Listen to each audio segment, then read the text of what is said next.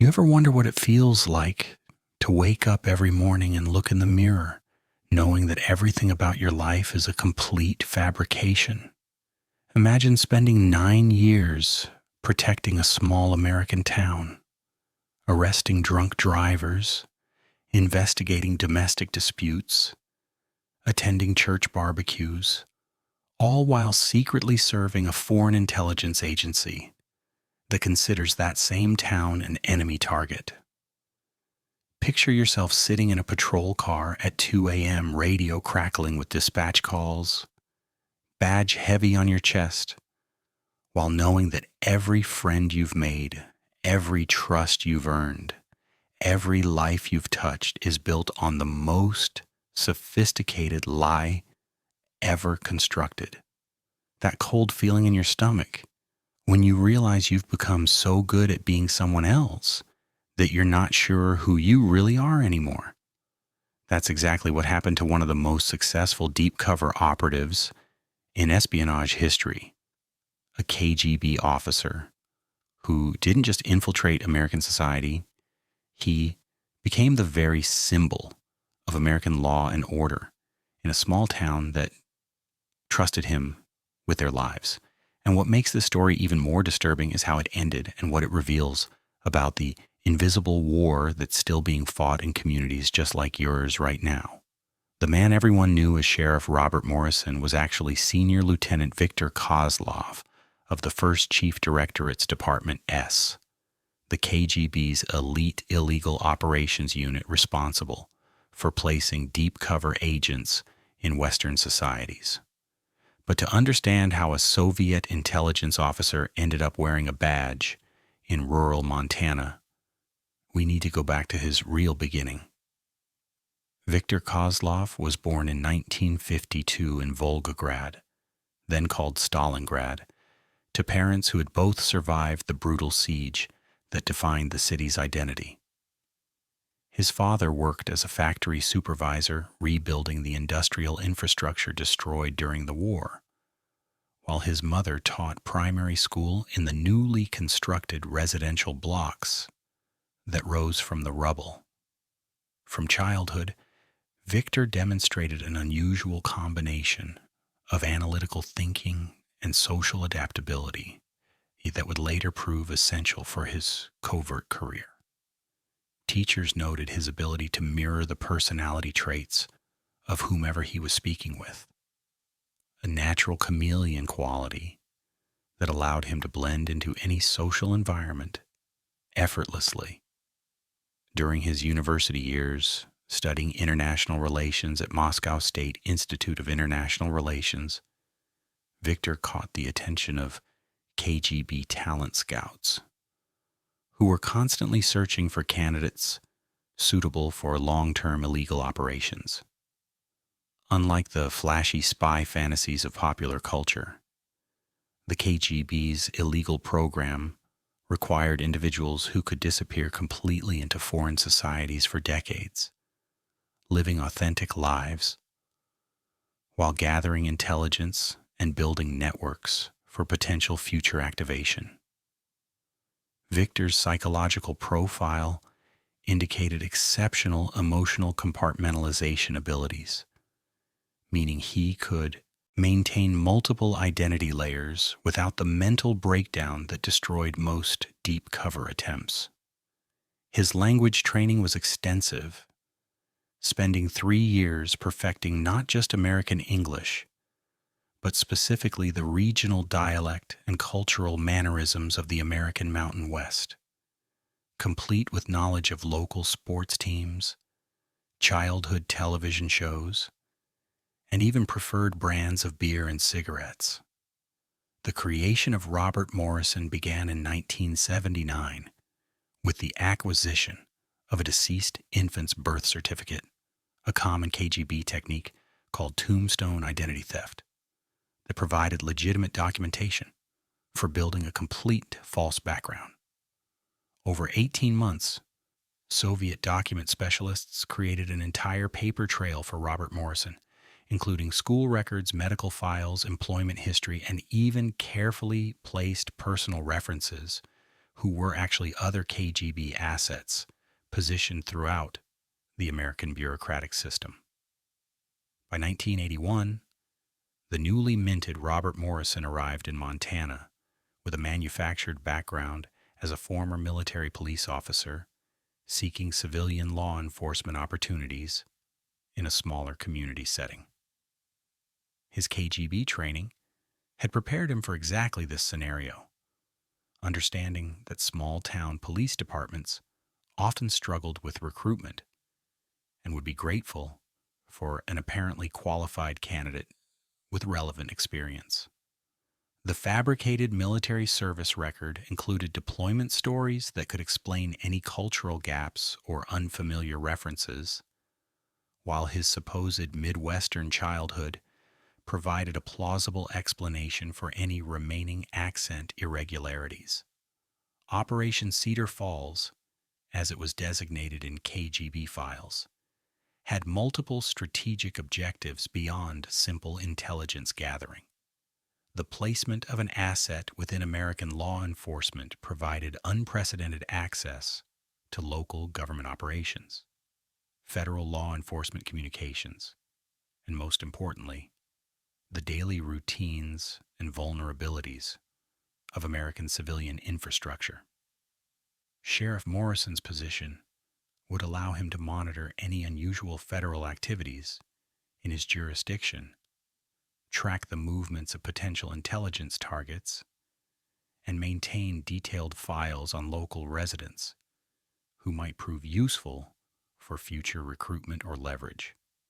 The operation was authorized at the highest levels of the KGB hierarchy, with quarterly progress reports sent directly to the first chief directorate and monthly stipends transferred through an elaborate network of front companies and shell corporations. 3 support operatives maintained distant surveillance and communication protocols, identified in KGB documents as Agent Wolf, a photographer operating from a regional magazine in nearby Billings, Agent Hawk, a translator working for agricultural export companies who could move freely throughout rural communities, and Agent Bear, a technical specialist posing as a telecommunications equipment salesman who maintained the secure communication devices hidden within Morrison's patrol vehicles and office equipment. The technical infrastructure supporting Morrison's operation was remarkably sophisticated, including modified radio equipment that could transmit encrypted burst communications to Soviet satellites during specific orbital windows. Micro-dot photography capabilities hidden within standard police investigation tools, and dead drop locations established throughout his patrol territory that allowed for secure intelligence transfers without direct contact between operatives. The integration process that transformed Viktor Kozlov into Sheriff Robert Morrison demonstrated the KGB's understanding of American small-town psychology and social dynamics. Morrison's first year involved carefully calculated community engagement designed to build trust and establish his identity as a legitimate member of the social fabric. He joined the local Methodist Church, not for religious reasons, but because KGB research had identified church membership as essential for social acceptance in rural American communities. His attendance was regular but not overly enthusiastic, striking the precise balance that would make him appear genuinely faithful without drawing attention through excessive devotion. Morrison volunteered for community events, sponsored local youth sports teams, and even began dating Sarah Williams, a local elementary school teacher whose family had lived in the area for generations, providing him with immediate social credibility and access to established family networks throughout the region. The relationship with Sarah was particularly calculating as KGB psychologists had determined that romantic attachments were essential for maintaining deep cover authenticity while providing additional intelligence opportunities through pillow talk and social connections. Morrison's courtship followed traditional small-town patterns, attending church functions together, participating in community festivals, and eventually proposing marriage in a public ceremony that cemented his position within the local social hierarchy. The wedding reception became an intelligence bonanza as Morrison gained detailed personal information about nearly every prominent family in the county, including their financial situations, political affiliations, family disputes, and personal vulnerabilities that could be exploited for future operations. His wife, Sarah, unknowingly became an additional intelligence asset, sharing gossip and community information that provided Morrison with comprehensive situational awareness about local personalities and power structures. The birth of their daughter Jennifer in 1984 represented both the ultimate cover story and a significant operational complication, as Morrison found himself experiencing genuine paternal emotions that conflicted with his mission parameters and psychological conditioning. KGB documents from this period show increasing concerns from his handlers about Morrison's emotional attachment to his fabricated identity and family, noting behavioral changes that suggested dangerous psychological integration with his cover persona. The execution phase of Morrison's intelligence gathering operation revealed the remarkable access that law enforcement positions provided for espionage activities. His daily patrol duties included regular contact with federal agencies operating in the region, from FBI field agents investigating interstate crimes to DEA operations targeting drug trafficking networks along rural highways. Morrison's badge and uniform provided automatic credibility when requesting information about federal investigations, allowing him to gather intelligence about ongoing operations that would be completely inaccessible to traditional espionage methods. His position also granted access to the National Crime Information Center database, providing detailed background information about any individual he encountered, including federal employees, military personnel, and government contractors who might be suitable targets for recruitment or compromise. The Sheriff's Department received regular briefings about federal security alerts, terrorist threats, and military exercises in the region, information that Morrison dutifully photographed and transmitted to his KGB handlers through encrypted burst communications during his routine patrol activities.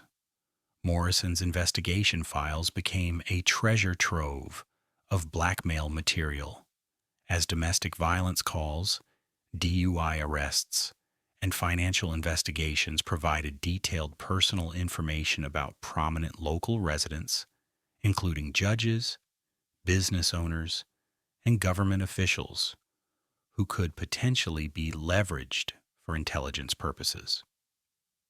His access to 911 call records revealed intimate details about family disputes, medical emergencies, and personal crises that painted comprehensive psychological profiles of potential targets throughout the community. The technical surveillance capabilities built into Morrison's patrol vehicles allowed him to monitor federal law enforcement communications, record conversations with suspects and witnesses, and document the daily routines of anyone who came into contact with the Sheriff's Department.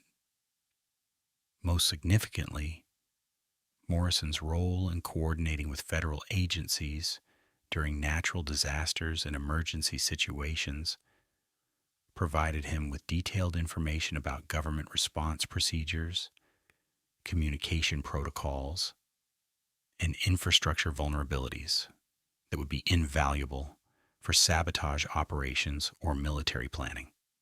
His quarterly reports to Moscow included detailed maps of local infrastructure, assessments of federal security procedures, psychological profiles of key community leaders, and recommendations for future intelligence operations that could be conducted in similar rural American communities. The investigation that ultimately exposed Morrison's true identity began not with counterintelligence work, but with a routine background check triggered by his application for federal law enforcement training programs. In 1989, Morrison applied for advanced training courses offered by the FBI National Academy, a prestigious program that would have significantly expanded his access to federal law enforcement networks and classified information. The application process required extensive background verification that went far beyond the initial checks performed when Morrison first joined the Sheriff's Department 8 years earlier. FBI investigators conducting the background review discovered subtle inconsistencies in Morrison's documentation that individually appeared insignificant, but collectively suggested systematic fabrication. School records showed attendance gaps that didn't align with his stated family relocations. Medical records referenced doctors who had no memory of treating him, and employment references provided contact information for companies that had closed years earlier. Most damaging was the discovery that Morrison's supposed military service record contained unit assignments that didn't match new official Army deployment schedules, medals that weren't issued during his claimed service period, and training certifications for programs that didn't exist when he supposedly completed them. The FBI's discovery triggered a comprehensive investigation by the Counterintelligence Division, which placed Morrison under intensive surveillance without his knowledge for nearly 6 months. Federal agents monitored his communications, tracked his movements, and conducted discreet interviews with community members to build a comprehensive picture of his activities and relationships. The surveillance revealed Morrison's sophisticated tradecraft, including his use of seemingly innocent patrol activities to service dead drop locations, his careful selection of communication windows that aligned with Soviet satellite passes, and his methodical documentation of federal security procedures through routine law enforcement duties. Advanced technical surveillance detected the modified radio equipment when hidden in his patrol vehicles, while telephone records revealed a pattern of brief calls to numbers that traced back to KGB front companies throughout North America. The most incriminating evidence came from physical surveillance that observed Morrison servicing dead drop locations during routine patrols, photographing documents with specialized equipment, and maintaining meeting schedules that corresponded exactly with known Soviet intelligence protocols.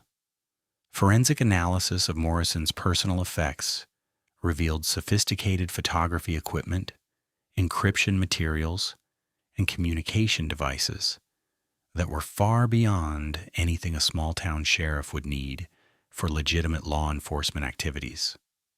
The arrest of Sheriff Robert Morrison in March 1990 shocked the small Montana community that had trusted him with their safety and security for nearly a decade. Federal agents coordinated the operation during a routine patrol shift, intercepting Morrison while he was alone in his patrol vehicle to minimize public exposure and prevent any potential violence. that might endanger civilians. Morrison's initial reaction was complete denial, maintaining his Robert Morrison identity even when presented with evidence of his KGB communications and Soviet-manufactured equipment. The psychological evaluation conducted during his detention revealed the remarkable extent to which Viktor Kozlov had internalized his cover identity, with portions of his personality genuinely believing in the Robert Morrison persona he had constructed. His wife Sarah and daughter Jennifer learned of his true identity through media reports, discovering that their husband and father was a foreign intelligence operative whose entire relationship with them had been an elaborate professional deception. The community reaction combined disbelief, betrayal, and fear as residents realized that their trusted law enforcement officer had been documenting their personal lives and vulnerabilities for a hostile foreign government. Morrison's case files were reviewed extensively to determine which investigations might have been compromised and which residents might have been targeted for future intelligence operations. The FBI discovered that Morrison had compiled detailed psychological profiles on dozens of community members, complete with assessments of their potential value for recruitment, blackmail, or influence operations. His arrest triggered a massive counterintelligence investigation that examined every case Morrison had handled, every federal interaction he had participated in, and every piece of information he had accessed during his time in law enforcement. 3 other KGB operatives were identified and arrested based on intelligence gathered from Morrison's communication equipment and dead drop materials, effectively dismantling an entire illegal network that had operated undetected throughout the Mountain West region. The international implications extended beyond simple espionage charges, as Morrison's case provided unprecedented insight into Soviet illegal operations targeting American law enforcement and local government institutions. His debriefing sessions revealed KGB training methods, communication protocols, and strategic objectives that forced significant revisions to federal counterintelligence procedures and background investigation standards. The Morrison case exposed fundamental vulnerabilities in how American society validates identity and integrates individuals into positions of trust and authority. His success demonstrated that sophisticated foreign intelligence services could exploit the openness and trust that characterizes small American communities, turning those very qualities into security weaknesses that could be systematically exploited. The operation revealed how rural law enforcement agencies operating with limited resources and desperate for qualified personnel could inadvertently provide foreign operatives with extensive access to sensitive information and community surveillance capabilities. Morrison's psychological integration with his cover identity illustrated the disturbing reality that long-term illegal operatives don't simply pretend to be Americans. They become Americans in every meaningful sense except their ultimate loyalty and mission objectives. His genuine emotional attachments to his fabricated family and community created operational complications that intelligence services continue to study as both a weakness to be avoided and a strength to be exploited in future deep cover operations. The case highlighted the inadequacy of background investigation procedures that relied heavily on document verification rather than comprehensive behavioral analysis and continuous monitoring of personnel with sensitive access. Morrison's ability to maintain his deception for nearly a decade, despite regular interactions with federal agencies and law enforcement professionals trained to detect deception, demonstrated the sophistication of modern espionage training and the vulnerability of trust-based social systems. The broader implications extend beyond Cold War espionage to contemporary security challenges, as similar techniques are now used by terrorist organizations, criminal networks, and hostile state actors seeking to infiltrate American institutions and communities.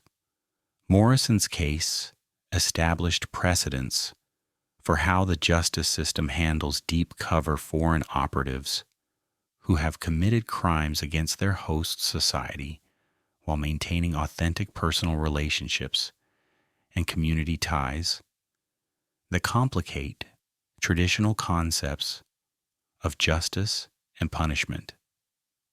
The psychological damage inflicted on his family and community members who trusted him represents a form of warfare that targets the social fabric itself, undermining the trust and cooperation that democracy requires to function effectively. Viktor Kozlov, who had become Robert Morrison so completely that portions of his own identity were lost in the process, ultimately served 12 years in federal prison before being exchanged for American operatives captured by Soviet intelligence, returning to a Russia that no longer existed in the form he had sworn to serve. If you made it this far, it's because, like me, you are fascinated by the secrets that governments prefer to keep hidden. And look, this isn't just curiosity, it's a necessity to understand the real world behind the official curtains. I created this channel exactly for people like you who feel they deserve to know the truth about how power really operates. Here you'll find stories that never make it to the news, operations that were erased from official records, and deep analysis of the methods that shape our geopolitical reality. Subscribe to the channel and hit the bell, because every week I bring exclusive investigations about the world of international intelligence. And look, it's not just entertainment, it's knowledge that will change your perspective on world politics forever. Come be part of this community of people who aren't satisfied with superficial versions of the facts. The like also helps the channel grow a lot and continue bringing this content that you can't find anywhere else. Until the next revelation,